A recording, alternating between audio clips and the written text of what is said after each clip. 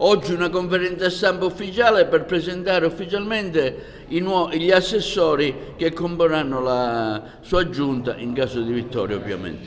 Sì, ieri scadeva veramente il termine scadeva oggi, invece già ieri ci siamo portati avanti col lavoro e quindi abbiamo indicato tutti gli assessori finalizzati appunto a comporre la giunta nell'interesse della città di Agrigento, gente competente, gente che mi starà al mio fianco, uniti e compatti per andare a vincere e governare bene la città. Ce la vuole riassumere brevemente anche per colorazione politica e competenze? E allora, per quanto riguarda diciamo, gli equilibri politici, rispetto ovviamente, non insegno niente a nessuno rispetto ai voti che hanno preso le liste e quindi sostanzialmente abbiamo 3 assessori di Fratelli d'Italia, poi abbiamo 3 assessori che sono espressione delle liste di Forza Italia e Forze Azzurri, abbiamo un assessore che è designato dall'UDC e poi abbiamo, perché sono tutte cose affannate e quindi in questo momento mi sfugge qualcosa, quindi oltre all'UDC poi abbiamo la Catalano che è rimasta confermata per l'MPA.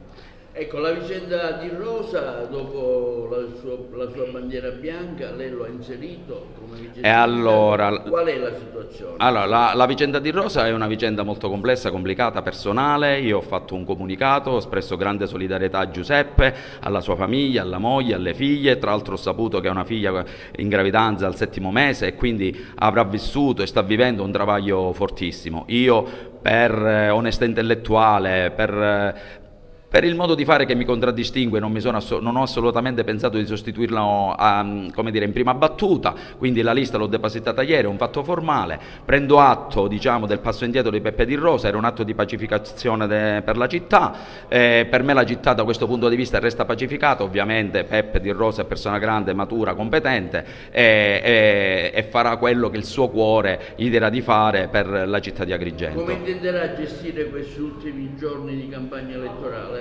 Io intendo gestire gli ultimi giorni di campagna elettorale con lo stesso modo che mi ha contraddistinto. Ora ovviamente lo scontro si è radicalizzato perché siamo 1 contro 1 e quindi sono io col mio competitor che devo dire la verità ancora non ho capito bene chi è, se è Sodano Lavardera, vedremo alla fine chi sarà il vero candidato a sindaco di Agrigento. Dall'altra parte il sindaco è uno solo, si chiama Gerlando Alonge, uomo libero, lo ha dimostrato e continuerà a dimostrarlo sia in questi 8 giorni di campagna elettorale sia nel proseguio, sia come sindaco perché sono certo di vincere al ballottaggio, sia nel caso in cui nella remota ipotesi io dovessi non vincere le elezioni andrò a fare il consigliere comunale di opposizione, ma noi andiamo a vincere, serrati, uniti e compatti. Non ci sono stati margini per recuperare il dialogo politico con l'altra parte del centrodestra? Allora prendo continuamente e costantemente come dire, di cambiamenti, di dichiarazioni, questa è una campagna elettorale come dire, frizzante, spumeggiante, c'è sempre tempo per recuperare, noi siamo il centrodestra è unito e compatto a livello nazionale e a livello regionale, insomma c'è sempre tempo per ricombattere le anime come dire,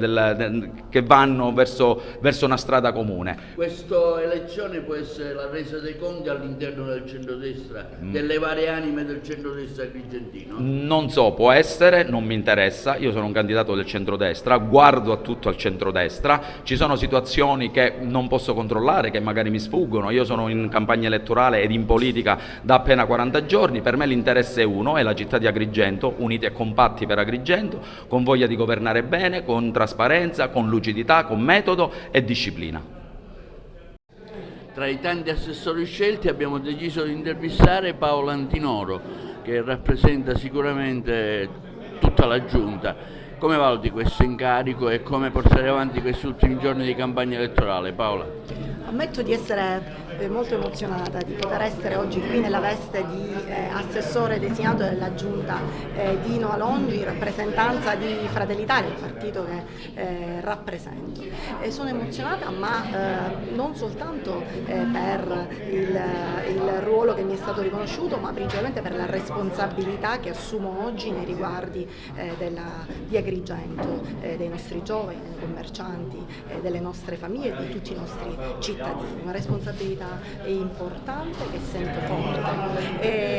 Il risultato del primo turno ci dice una cosa chiara: non c'è spazio per le promesse vaghe, non c'è spazio per laboratori politici della sinistra che stanno utilizzando Agrigento come un laboratorio. Noi non lo permetteremo. Ormai mancano pochi giorni alla fine della campagna elettorale, quindi l'invito è quello di votare per la concretezza, per la serietà, per la lealtà e per un progetto serio per Agrigento.